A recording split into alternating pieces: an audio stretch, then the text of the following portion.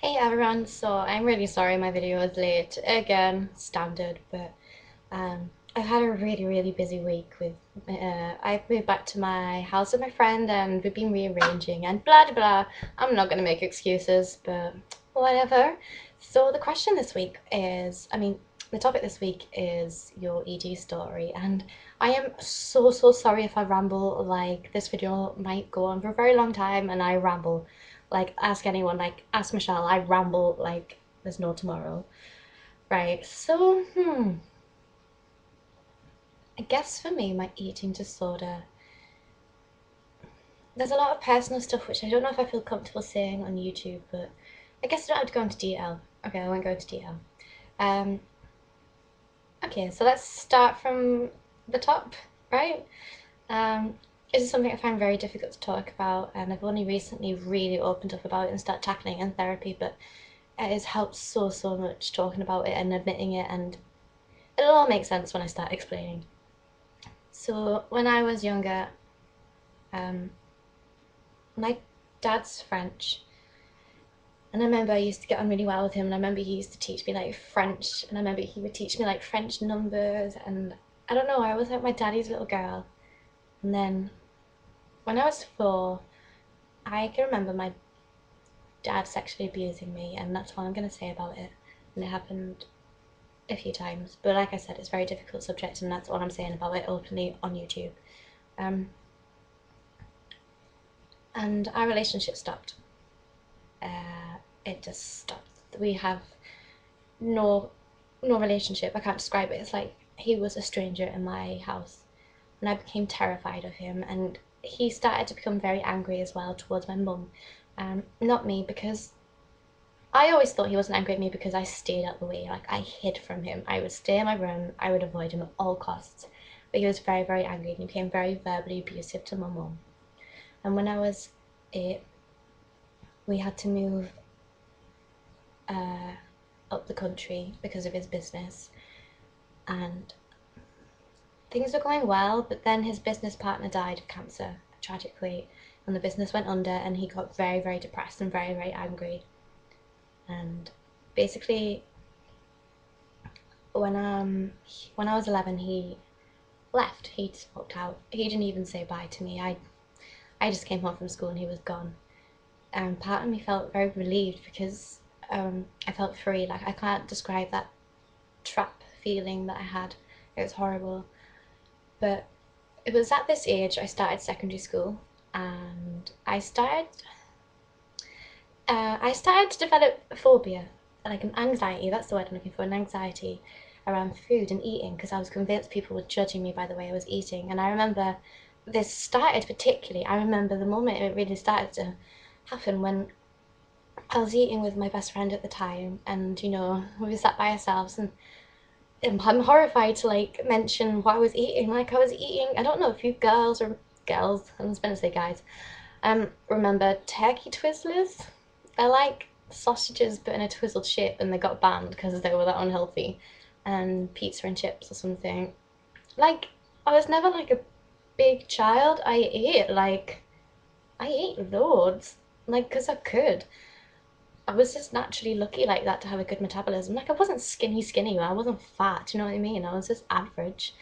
Anyway, my best friend's sister and her friends shouted over the whole canteen to my best friend, but I took it for myself because we were eating the same stuff. She was like, "Look at that fat cow shoveling the food into her mouth." And yeah, she said it like that as well. I don't know why I do impressions like that and wobble my head.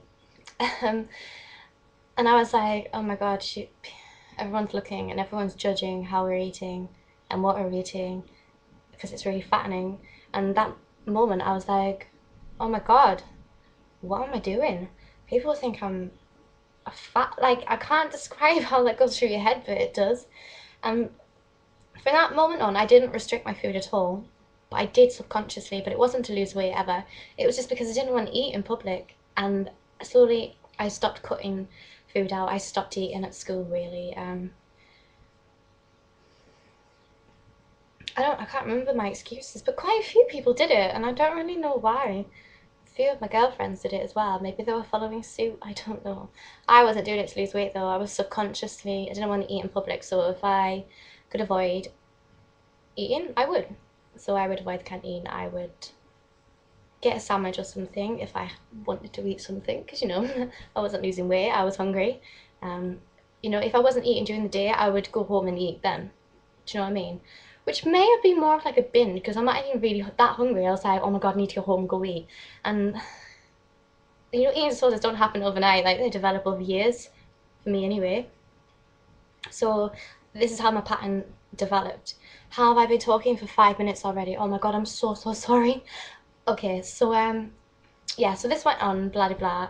And when I was 15, I remember starting to link it with food because, I became very passionate about performing arts, and I was very nervous with performing as well. Like, I got the same anxiety, like my neck would shake. Like, when I was eating, my neck would shake when the fork came to my mouth, like I holded so much tension there.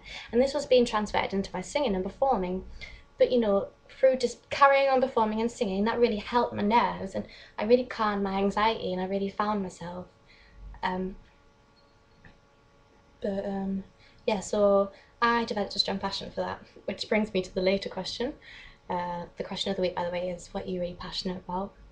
Anyway, so I was at my drama school, weekend drama school, and I remember someone was anorexic, but I didn't think anything of it. I was just like, oh, she's anorexic, okay.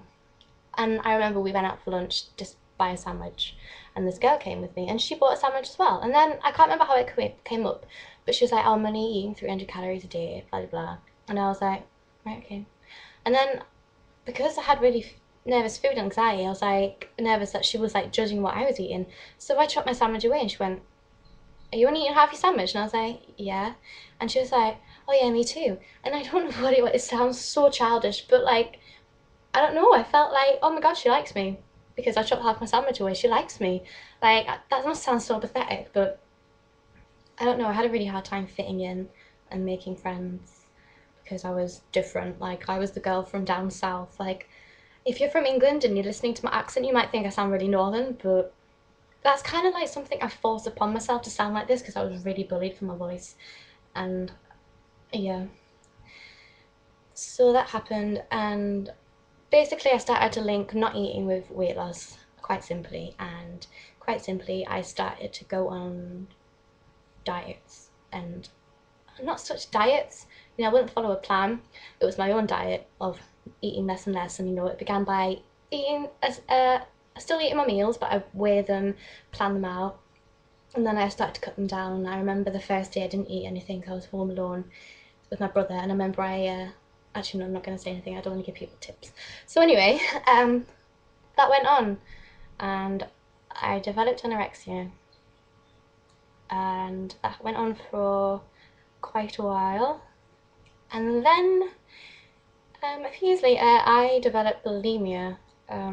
Yeah, I had obviously read and heard about bulimia online. I will put my hands up and admit I am not pro-Anna, but I did go on those websites for, I'm not going to say tips, but I don't know, I just Googled to not feel so alone and so weird when I realised I had an issue.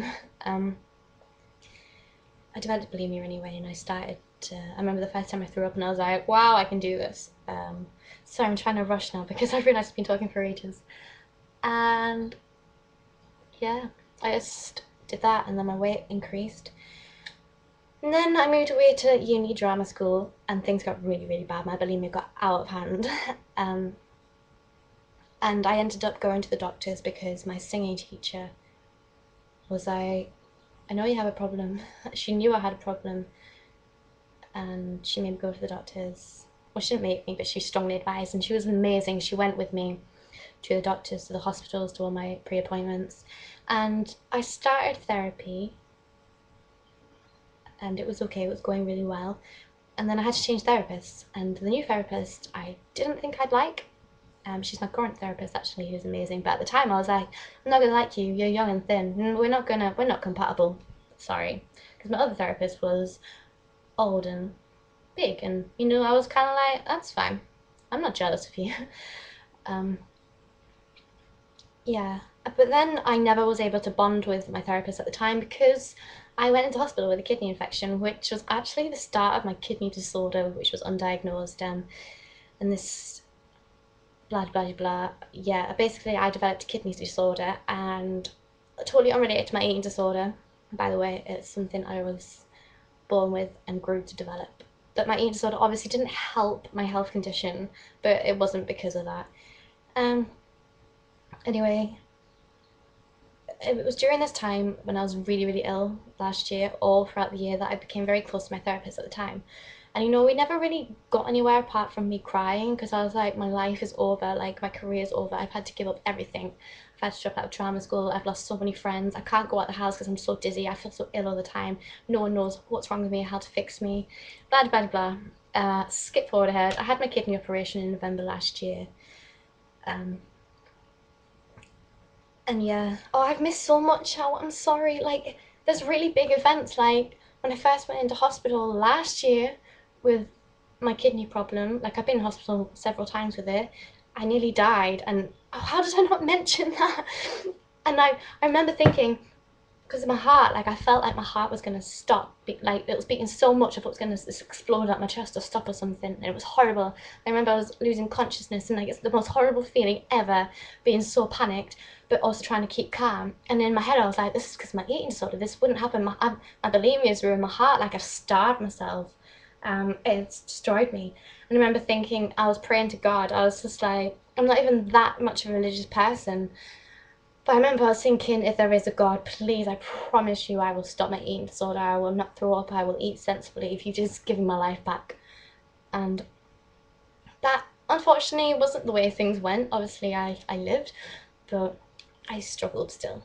But that is a very strong memory, and it's something that really upsets me sometimes, because I'm like, even that wasn't enough to stop me. But actually, I think it was enough to make recovery happen, because at the end of the day, I didn't develop my eating disorder overnight, and my eating disorder isn't going to go overnight. And when I think back to last year and now, wow, like, my God, if there is a God, he has like answered my prayers, or it's a placebo effect, and I have just put it into my head that, you know, I'm gonna get better. Do you know what I mean? Yeah, because like 2 years ago I was throwing up every single day, multiple times a day, binging, not eating after I binged, purged. Now I do binge purge occasionally when I'm really struggling, but compared to then, it is not every day, no way. I've gone several months at a time with not doing it and not wanted to. It's weird, like I just, if I think about it, I'm just like, nah, I don't want to. One of the reasons for that is because when I started antidepressants last year, I found that really helped, and I really do believe my binging and purging was due to depression. The starving thing still is a bit of a problem. I still really struggle with my body image. I still think I'm too fat and blah blah blah, but you know, there's more to life than my eating disorder, and I'm more than my eating disorder. I know that, but I still struggle to get past that. And you know, I'm not recovered fully, but I am in recovery, and I believe it is possible, and life is amazing. And I've totally ballsed up that story of my eating disorder and missed out so much, but I hope that kind of gives you an idea. I'm sorry. Yeah, so the question of the week is what you're really passionate about, and that is singing and musical theatre. I love it. I really want to go show you something, but I don't want to pause the video. Should I go? I'll go show you actually. This is how like absurdly passionate I am about musical theatre and everything to do with it. I'm taking you into my spare bedroom. Okay. So can we just see under here? Yeah, here we go. There's another light bag under there as well, but this is literally full of musical theatre programmes. So we've got Mamma Mia, seriously, just Oliver, Lion King, why have I got two Lion Kings? I think my mum must have bought one as well. Les Mis, Avenue Q, something, I don't know what that is, The Wizard of Oz, oh my god, I didn't know I had all these, Billy Elliot, Hairspray, Jersey Boys, love Jersey Boys, Blood Brothers, Legally Blonde. Oh my, if you have not seen Legally Blonde the musical, Yeah, I know. If you're not into musical theatres and you like Legally Blonde the musical, isn't that like 2 DVDs? It is amazing, I promise you. Yeah, Wicked is also amazing. That is my obsession rant over with it. Sorry, I got a little bit passionate there. Embarrassing. But yeah, I'm really passionate about singing and musical theatre. I'm really into dance and drama, but singing is my thing. I play the guitar and I love writing music, so that is what I'm passionate about. And I'm going to shut up now because I've gone on for 15 minutes. I'm so sorry. If you've watched this far, please let me know. I don't know, write a weird word in the comment box below, like I like grapes or something, just to let me know that you actually watched this far. Like, that is some dedication. So thank you. I'm really out of breath now because I got too excited about musical theatre. Okay, bye.